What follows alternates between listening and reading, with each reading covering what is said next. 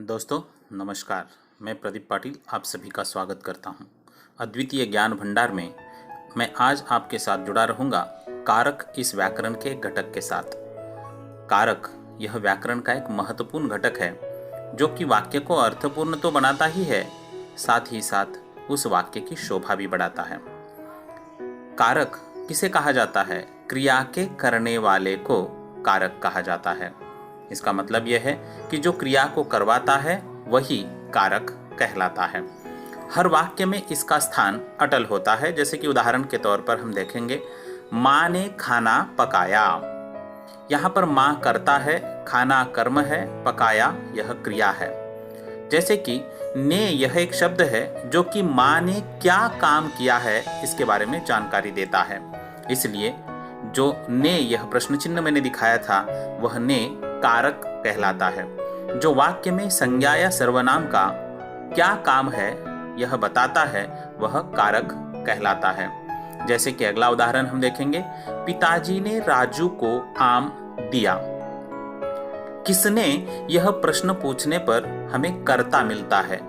क्रिया को अगर हम किसने यह प्रश्न पूछेंगे, किसने दिया? पिताजी ने दिया, तो पिताजी यह कर्ता हो गया।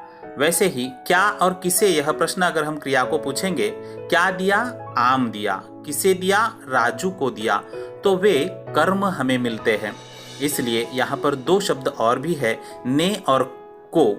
उपरोक्त वाक्यों में क्रिया को करने के लिए कोई न कोई अपनी भूमिका निभाता ही है, वे होते हैं कारक। जैसे यहाँ पर पिताजी राजू आम दिया, इनसे वाक्य अर्थपूर्ण नहीं बनेगा।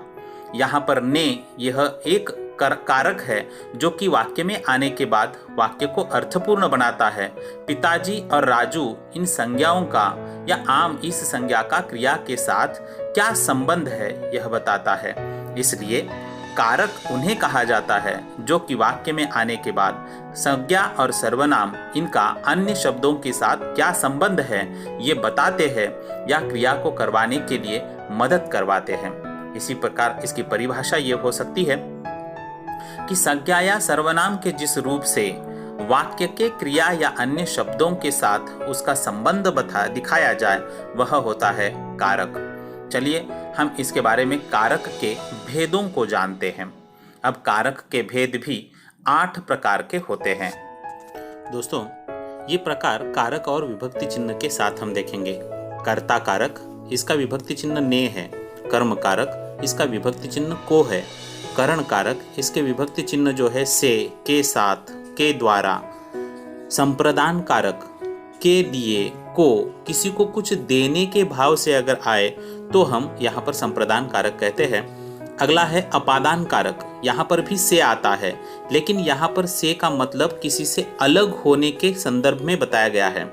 संबंध कारक, का, के, की आदि विभक्ति चिन्ह वहां पर आते हैं। अधिकरण कारक, में, पर आदि जो है विभक्ति चिन्ह आते हैं। और संबोधन में हे और अरे।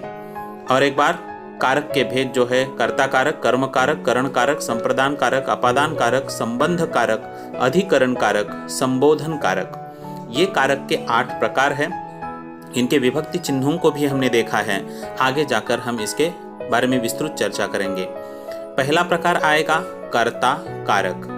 अब इस कर्ता कारक के संदर्भ में हम कह सकते हैं कि वाक्य में आने वाले कर्ता पर जब क्रिया का भार पड़ता है तब वह कर्ता कारक कहलाता है। जैसे वाक्य में कार्य करने वाले व्यक्ति को कर्ता कारक कहते हैं। जैसे राम खेलता है, अतः राम यह कर्ता कारक है। कर्म कारक, जिस वस्तु या व्यक्ति पर क्रिया का प्रभाव पड़े उसे कर्म कारक कहते हैं। जैसे अध्यापक छात्र को पीटता है, इसका चिन्ह को होता है। यहाँ पर क्रिया का भार जो है कर्म पर पड़ता है, इसलिए को यह कर्म कारक कहलाता है। करण कारक, जिस साधन के द्वारा क्रिया होती है उसे करण कारक कहते हैं। जैसे बच्चा खिलौने से खेलता है, खिलौने की सहायता से काम होता है, इसलिए यहाँ पर करण कारक यह अव्यय कारक दिखाई देता है।